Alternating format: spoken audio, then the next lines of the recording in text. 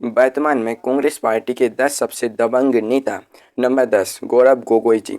संसद के भीतर जब बड़े बड़े सूरमा विपक्ष की आवाज़ को दबाने की कोशिश करते हैं, तब असम का यह शेर बिना किसी शोर शराबे के विरोधियों के छक्के छुड़ा देता है। गौरव गोगोई जी का दबंग अंदाज कोई लाठी डंडे वाला नहीं, बल्कि दिमाग और तर्कों की ऐसी कड़क तलवारबाजी है जिससे सत्ता पक्ष के पसीने छूट जाते हैं। जब लोकसभा में अविश्वास प्रस्ताव पर बोलने के लिए गौरव गोगोई जी खड़े हुए थे, तो उन्होंने अपनी दहाड़ से पूरी सरकार को बैकफुट पर धकेल दिया था। उनका तेवर एकदम साफ है, ना झुकना है और ना ही रुकना है। वो समझते थे खामोश हो जाएगी आवाज़ मेरी, उन्हें मालूम नहीं कि मैं लहू से लिखता हूँ परवाज़ मेरी। पूर्वोत्तर भारत की राजनीति में जहाँ कांग्रेस के बड़े बड़े दिग्गजों ने पाला बदल लिया, वहाँ गौरव गोगोई जी अकेले ही चट्टान की तरह अड़े रहे। उन्होंने दिखा दिया कि दबंगई सिर्फ चिल्लाने में नहीं, बल्कि आंख में आंख डालकर सच बोलने में होती है।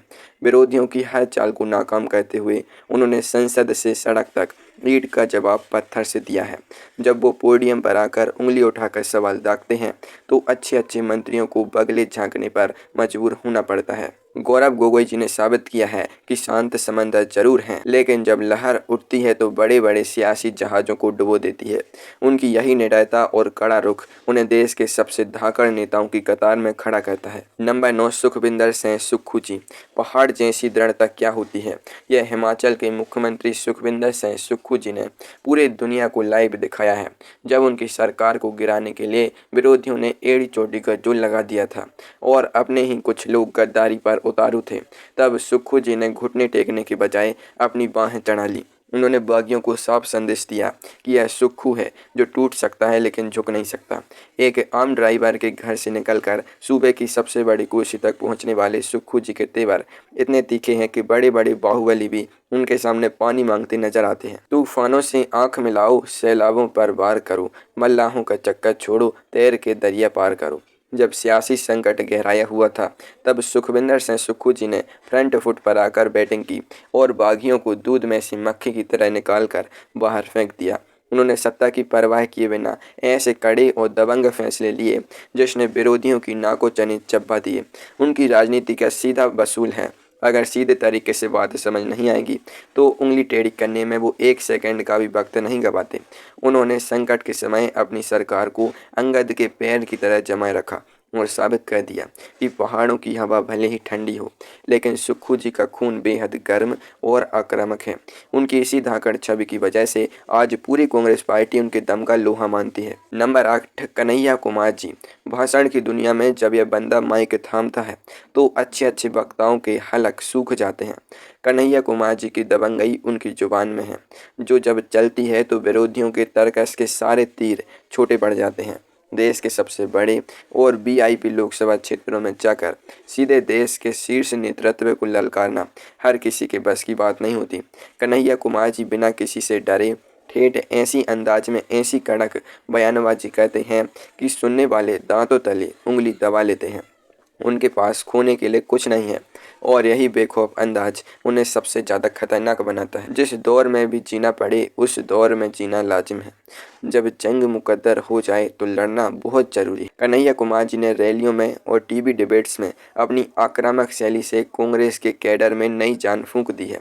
वो किसी भी मंच पर बैकफुट पर नहीं जाते, बल्कि पहले ही सेकंड में हमलावर रुख अख्तियार कर लेते हैं। विरोधियों के गढ़ में घुसकर उन्हीं की नीतियों की धज्जियां उड़ाना और जनता की तालियां बटोरना कन्हैया कुमार जी की यूएसपी है। उनके खिलाफ दर्जनों केस दर्ज किए गए, उन्हें बदनाम करने की हर मुमकिन कोशिश हुई, लेकिन उनका बाल भी बांका नहीं हुआ। वो हर मुश्किल के बाद और ज़्यादा निडर होकर उभरे हैं। जब वो मंच से दहाड़ते हैं तो उनकी आवाज़ में वो पुराना बागी तेवर साफ झलकता है जो किसी भी सत्ता को हिलाने का दम रखता है। नंबर 7, सचिन पायलट जी। राजस्थान की राजनीति में इस सबसे हैंडसम और कड़क नेता के इरादे लोहे से भी ज़्यादा मजबूत हैं। सचिन पायलट जी की दबंगई का अंदाज़ा आप इसी बात से लगा सकते हैं कि जब वो अपनी ही पार्टी की सरकार के खिलाफ जन संघर्ष यात्रा पर निकले थे तो जयपुर से लेकर दिल्ली तक का सियासी पारा 7वें आसमान पर पहुंच गया था। सचिन पायलट जी उन नेताओं में से नहीं हैं जो बंद कमरों में बैठकर राजनीति करते हैं। वो चिलचिलाती धूप में सड़कों पर उतरकर हजारों की भीड़ जुटाने का दम रखते हैं। उनका गुर्जर समाज और युवाओं में ऐसा दबदबा है कि कोई भी दल उन्हें हल्की में लेने की भूल कतई नहीं कर सकता। तेज हवाओं में भी जो चिराग जलते देखे हैं, हमने अक्सर इतिहास को बदलते देखे हैं। सचिन पायलट जी की सबसे बड़ी खूबी उनका स्वाभिमान और कड़क रवैया है। चाहे सामने कोई भी बड़ा नेता क्यों ना हो, अगर जनता के हक की बात है तो पायलट जी सीधे दो हाथ करने के लिए तैयार रहते हैं। उन्होंने सालों तक जमीन पर पसीना बहाकर राजस्थान में कांग्रेस की वापसी कराई थी और जब जब उनके वजूद को चुनौती दी गई, उन्होंने हर बार अपनी ताकत का एहसास कराकर विरोधियों को छठी का दूध याद दिला दिया। उनकी भाषा शैली बेहद नपी तुली लेकिन बेहद मारक होती है। वो बिना चिल्लाए भी ऐसी बात कह सकते हैं जो सीधे निशाने पर जाकर लगती है। अपनी इसी बेबाक और अड़ियल छवि की वजह से वो युवाओं के दिलों पर राज करते हैं और कांग्रेस के सबसे बड़े क्राउड पुलर हैं। नंबर 6, सिद्धारमैया जी। कर्नाटक के मुख्यमंत्री सिद्धारमैया जी को अगर दक्षिण भारत की राजनीति का असली सुल्तान कहा जाए तो इसमें कोई अतिशयोक्ति नहीं होगी। 78 वर्ष की उम्र में भी उनकी कड़क आवाज़ और आक्रामक तेवर किसी 25 साल के नौजवान जैसे हैं। सिद्धारमैया जी की दबंगई उनके फैसलों और उनकी कड़क बॉडी लैंग्वेज में साफ दिखाई देती है। जब वो विधानसभा में खड़े होकर विपक्ष को आड़े हाथों लेते हैं तो पूरी सदन में सन्नाटा पसर जाता है। वो कर्नाटक की जमीन से ऐसे कद्दावर नेता हैं जो सीधे प्रधानमंत्री के बयानों को ऑन कैमरा चुनौती देने की हिम्मत रखते हैं। उसूलों पे जहां आँच आए टकराना जरूरी है, जो जिंदा हो तो फिर जिंदा नजर आना जरूरी है। सिद्धारमैया जी ने अपनी पूरी जिंदगी पिछड़ों, दलितों और अल्पसंख्यकों की लड़ाई बेहद आक्रामक अंदाज में लड़ी है। वो किसी के सामने झुकना नहीं जानते और अपनी शर्तों पर राजनीति कहते हैं।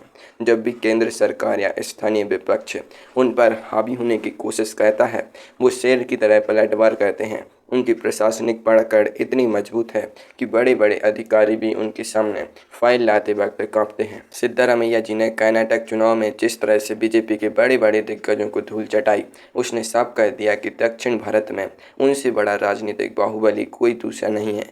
वो कांग्रेस पार्टी के वो स्तंभ हैं जो किसी भी सियासी आंधी का रुख अकेले मोड़ने की क्षमता रखते हैं। नंबर 5, मल्लिकार्जुन खड़गे जी।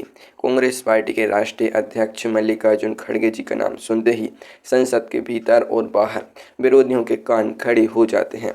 उम्र के इस पड़ाव पर भी खड़गे जी का जो तेवर है वो देखने लायक होता है। संसद के पटल पर जब वो बोलना शुरू करते हैं तो अपनी तीखी शेरो शायरी और कड़े कटाक्षों से पूरी सत्ता पक्ष को पानी पानी कर देते हैं। खड़गे जी घाट घाट का पानी पी चुके हैं और उन्हें अच्छी तरह पता है कब, कहां और कैसे नल्हे पर दहला मारना है। उनका अंदाज बेहद दबंग है। वो बड़े से बड़े नेता के सामने भी बिना झिझके सच बोलने का दम रखते हैं। तेवर तो हम वक्त आने पर दिखाएंगे, शहर तुम खरीद लो, हुकूमत हम चलाएंगे। मल्लिकार्जुन खड़गे जी की दबंगई तब दिखती है जब वो देश के प्रधानमंत्री और गृह मंत्री के सामने सीधे खड़े होकर उनके फैसलों की बखिया उधेड़ते हैं। वो किसी भी दबाव के आगे झुकते नहीं हैं और अपनी बात को बेहद आक्रामक और तार्किक तरीके से रखते हैं। कांग्रेस के इतिहास में खड़गे जी एक ऐसे अध्यक्ष साबित हुए हैं जिन्होंने पार्टी के भीतर अनुशासन का डंडा भी चलाया है और बाहर दुश्मनों के खिलाफ मोर्चा भी संभाला है। जब वो राज्यसभा में अपनी गंभीर आवाज़ से दहाड़ते हैं तो विरोधियों के पास उनके तीखे सवालों का कोई जवाब नहीं होता। खड़गे जी ने अपनी निडरता से यह साबित कर दिया है कि तजुर्बा जब आक्रामकता के साथ मिलता है तो वो राजनीति का सबसे बड़ा हथियार बन जाता है। नंबर 4, प्रियंका गांधी वाड्रा जी। रैलियों के मैदान में जब प्रियंका गांधी वाड्रा जी मंच पर कदम रखती हैं तो उनका तेवर और अंदाज सीधे इंदिरा गांधी जी की याद दिलाता है। प्रियंका जी की राजनीति का तरीका बेहद आक्रामक और फ्रंट पर खेलने वाला है। वो विरोधियों के निजी हमलों का जवाब रोकर या बचकर नहीं देती, बल्कि छाती ठोककर सामने वाले को चुनौती देती हैं। उत्तर प्रदेश से लेकर देश के कोने कोने में जब भी कांग्रेस कार्यकर्ताओं पर मुसीबत आती है, प्रियंका जी सबसे पहले पुलिस के बैरिकेड्स को लांघकर न्याय की लड़ाई लड़ने पहुंच जाती हैं। हमसे अदब से पेश आया करो साहब, हम वो हैं जो तूफानों का रुख मोड़ दिया करते हैं। चुनाव प्रचार के दौरान प्रियंका गांधी वाड्रा जी का जो आक्रामक रूप देखने को मिलता है, उससे विपक्ष की पूरी रणनीति धरी की धरी रह जाती है। वो सीधे जनता के बीच जाती हैं और स्थानीय भाषा में ऐसी कड़क बातें कहती हैं जो सीधे लोगों के दिलों में उतर जाती हैं। जब लखीमपुर खीरी की घटना हुई थी, तब जिस तरह से उन्होंने पुलिस प्रशासन के सामने अड़कर अपनी बात रखी थी, उसने देश को दिखा दिया था कि इस महिला नेता के भीतर कितना दम है। प्रियंका जी किसी भी जांच एजेंसी या सरकारी कार्रवाई से डरने वाली नहीं हैं। वो हर चुनौती का सामना बेहद बेखौफ अंदाज में करती हैं। उनकी यही निडर और दबंग छवि उन्हें देश की सबसे ताकतवर महिला में शुमार करती है।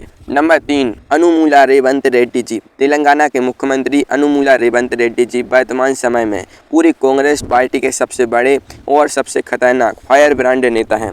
तेलंगाना की राजनीति में दशकों से राज कर रहे एक बेहद मजबूत और साधन संपन्न परिवार के किले को ढहा देना कोई मामूली बात नहीं थी, लेकिन रेवंत रेड्डी जी ने अपनी आक्रामकता के दम पर यह कारनामा कर दिखाया। उनकी बॉडी लैंग्वेज, उनके चलने का स्टाइल और मंच से विरोधियों को खुली जेल भेजने की चेतावनी देना, यह सब उनके चरम दबंग व्यवहार को दर्शाता है। वो एक ऐसे नेता हैं जो हर वक्त युद्ध के मूड में रहते हैं।